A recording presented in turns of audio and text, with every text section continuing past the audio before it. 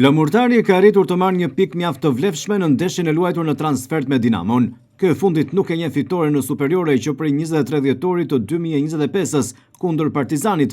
Dueli luajtur në Elbasan Arena me Flamurtarin u mbyll në barazimin 1-1. Të parat ishin minuta të qeta nga skuadrat, duke mos shënuar asnjë rast flagrant në portat respektive. Ata që do të kalonin të parat në avantazh do të ishin vlonjatët, me Bolzan, i cili u tregua i sakt nga pika e bardhë e penaltis në minutën e 19.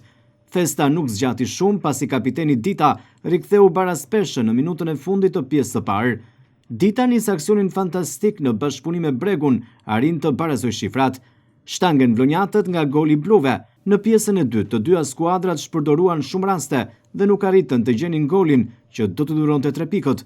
Në minutën e 73, aksioni fantastik nga Lushaj, MM nuk arrin të godas topin si duhet dhe Ismaili Dinamos e ndal që të tundet rjeta e Teqjas. Pas kësaj ndeshje, Dinamo mbetet në vendin e 4 me 36 pikë, ndërsa Flamurtari ngjitet në vendin e 9 me 20 pikë, pa Ajsa Bylisi, i cili zbret në vendin e fundit.